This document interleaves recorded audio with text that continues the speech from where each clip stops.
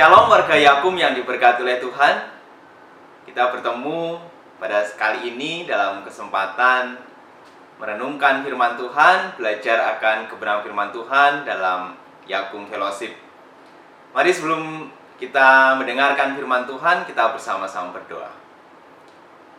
Bapa di dalam surga, Allah yang penuh kasih, yang kami kenal di dalam nama Tuhan Yesus Kristus.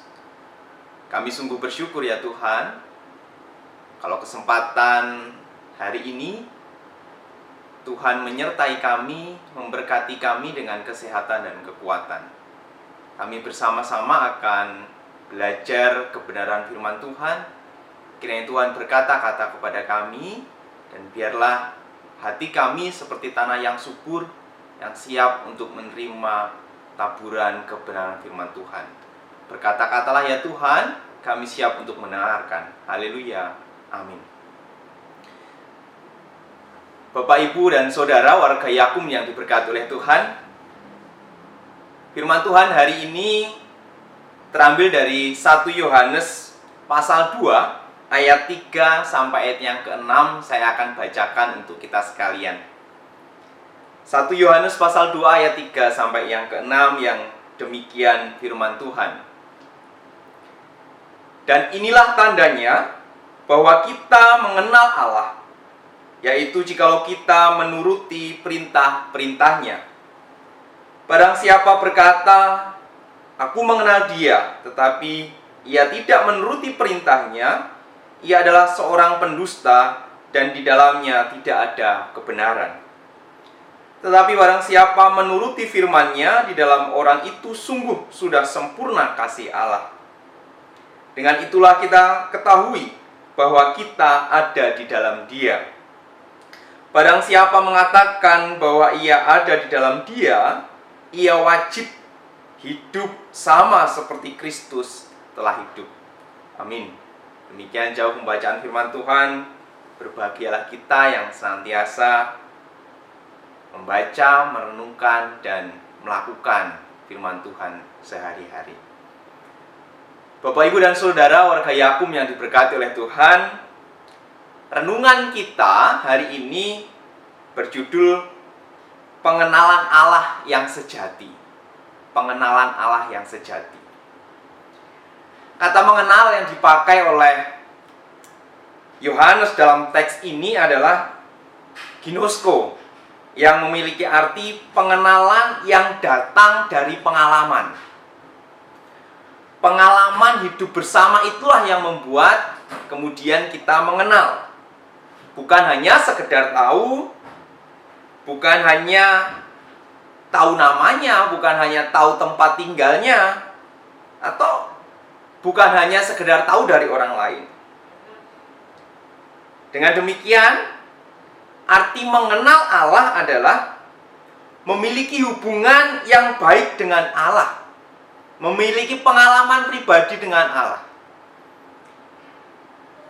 Bapak, Ibu, dan Saudara warga Yakum yang diberkati oleh Tuhan, saya ingat ketika saya masih kecil, usia sekolah dasar gitu, seringkali diajak oleh almarhum bapak, kalau pas liburan atau libur sekolah, diajak ke sawah atau ke ladang untuk membaca.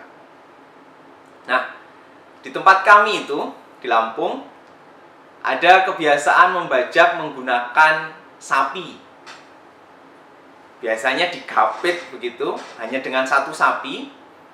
Kemudian ada tali yang di sebelah kanan dan ada yang di sebelah kirinya. Fungsinya adalah kalau ingin belok ke kiri, maka ditarik tali yang sebelah kiri. Kalau ingin sapinya belok ke kanan, maka ditarik tali yang sebelah kanan. Kalau ingin berhenti, maka ditarik dua-duanya. Tapi ketika saya perhatikan, bapak saya itu sering tidak menarik talinya, tapi hanya dengan menggunakan kata-kata. Itu saja sudah cukup. Kalau belok ke kiri itu, her, nah gitu. Kalau belok ke kanan itu, giak, itu belok ke kanan. Tapi kalau stop atau berhenti itu tidak dengan kata-kata, isyarat. Jadi begini. Nah, begitu, itu berhenti. Maka sapi itu otomatis akan berhenti. Ketika bapak saya istirahat untuk minum kopi atau makan seperti itu, sapinya tetap, bajaknya itu atau gapitnya tadi yang ada bajaknya akan tetap di tempat tanpa dia berjalan atau pergi sebelum bapak saya datang kemudian menjalankan lagi. Kenapa bisa demikian? Sapi sedemikian nurut. Mungkin di tempat lain, daerah lain, atau dengan orang lain, kodenya tadi akan berbeda. Kenapa? Karena sapi itu mengenal betul siapa pemiliknya, suara pemiliknya, isyarat yang diberikan oleh pemiliknya sehingga sapi itu bisa melakukannya. Nah, Bapak, Ibu, dan Saudara yang diberkati oleh Tuhan, kalau kita mengenal Allah kita itu, Allah yang sejati itu, apa yang harus kita miliki? Ciri-ciri apa yang harus kita miliki sehingga kita boleh katakan bahwa kita itu mengenal Allah? Seperti yang tadi dikatakan bahwa mengenal bukan hanya sekedar tahu namanya siapa, tempat tinggalnya di mana, ini anaknya siapa dan begitu, tetapi punya pengalaman pribadi. Kembali ke firman Tuhan bahwa ada dua ciri orang yang mengenal Allah itu. Kalau kita lihat dari teks ayat yang sudah kita baca tadi. Yang pertama yaitu orang dikatakan atau boleh berkata bahwa mengenal Allah, dia harus menuruti perintahnya. Jadi yang pertama harus menuruti perintahnya. Di ayat yang keempat dan ayat yang kelima saya akan bacakan.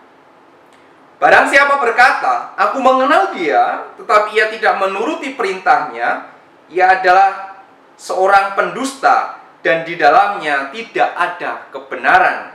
Tetapi barang siapa menuruti firman-Nya, di dalam orang itu sungguh sudah sempurna kasih Allah. Sampai bagian itu. Jadi Bapak Ibu yang diberkati oleh Tuhan, kalau kita bilang kita mengenal Allah, maka kita harus menuruti perintahnya. Berdoa, membaca Alkitab, itu adalah hal biasa yang seharusnya memang sudah setiap hari kita lakukan sebagai orang Kristen. Tapi juga jangan lupa, perintah Tuhan itu bukan hanya berdoa dan membaca Alkitab saja. Bahkan dikatakan, kasihilah musuhmu. Harus menjadi beda. Kemudian berdoalah untuk orang yang menganiaya kamu. Sepertinya berat, tapi Tuhan perintahkan itu. Bahkan kalau kita ditampar pipi kanan kita, berikan yang kiri juga. Ya, berat kan sepertinya. Tapi kalau kita baca dalam 1 Yohanes ini di pasal yang kelima ayat yang ketiga, perintahnya itu tidak berat, Bapak Ibu Saudara. Ya, perintah-perintahnya itu tidak berat. Jadi kalau kita mengaku mengenal Allah, kita mengaku mengenal Tuhan, maka kita harus menuruti perintah-perintahnya. Jangan berkata, wah berat banget. Tidak.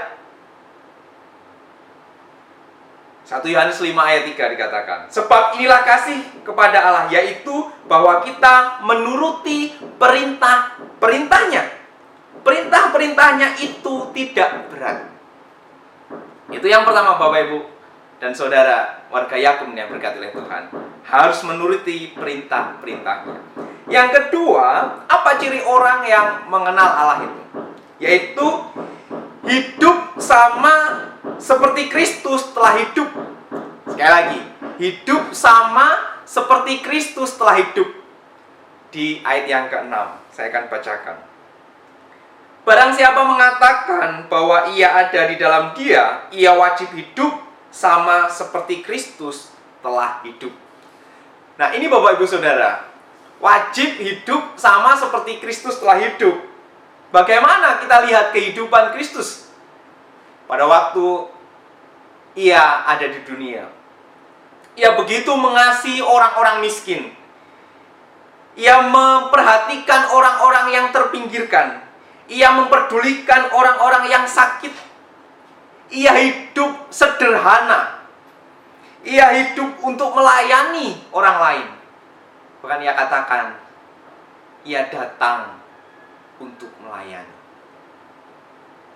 Bapak, Ibu, dan Saudara warga Yakum yang diberkati oleh Tuhan, kalau kita melihat bagaimana kehidupan Kristus didedikasikan untuk melayani orang lain, untuk memperdulikan orang lain, ia hidup sederhana dan menjadi berkat bagi orang-orang di sekitarnya.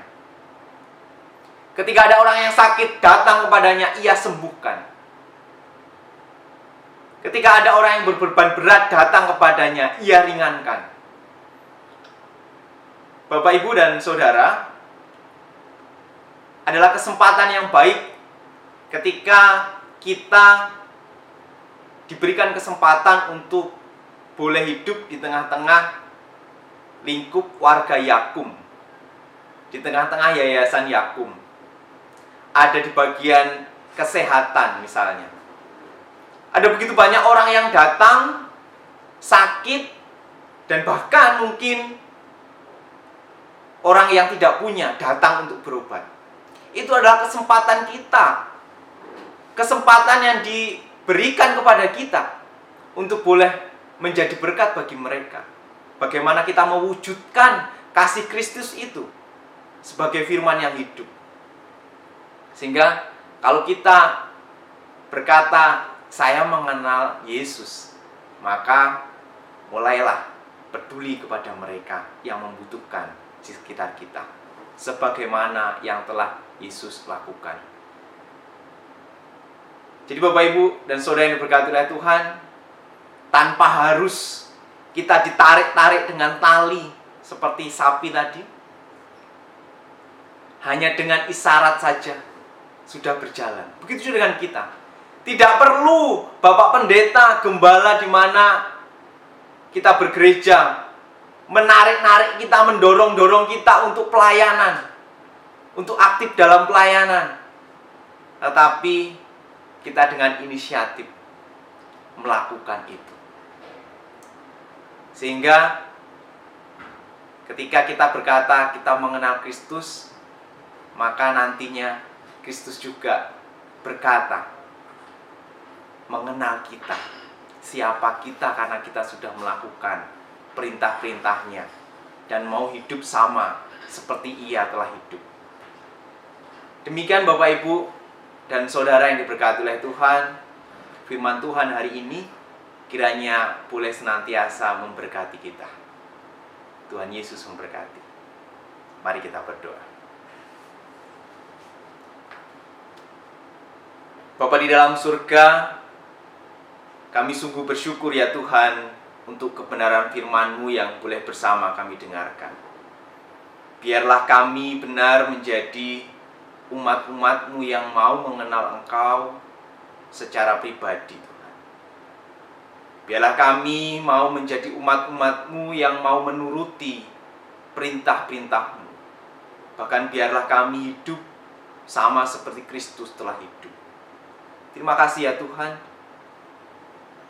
Biarlah firman yang boleh kami dengar ini tidak berlalu sia-sia, tetapi boleh benar kami lakukan dalam hidup sehari-hari. Ya Tuhan, berkati juga Yakum dan seluruh jajarannya, lembaga-lembaga di naungan Yakum, kiranya Tuhan berkati. Baik lembaga kesehatan, rumah sakit, poliklinik yang ada, Tuhan kiranya berkati. Kami juga berdoa Tuhan untuk lembaga pendidikan di bawah naungan Yakum, kiranya juga boleh menjadi berkat buat setiap mahasiswa yang belajar. Kami juga berdoa untuk lembaga-lembaga kemanusiaan di bawah Yakum, kiranya Tuhan juga berkati supaya boleh menjadi berkat untuk Indonesia ini. Yang berdoa untuk pengurus Yakum dan seluruh karyawan Yakum, baik yang ada di Jawa dan yang ada di Sumatera, kiranya Tuhan berkati kami di tengah-tengah situasi pandemi COVID-19 ini. Biarlah kami diteguhkan untuk terus boleh menjadi berkat bagi banyak orang. Dan kami semua diberikan kesehatan dan pemulihannya daripada Tuhan. Terima kasih Bapa dalam surga. Ini doa dan syukur kami haturkan di dalam satu nama Tuhan Yesus Kristus. Haleluya. Amin.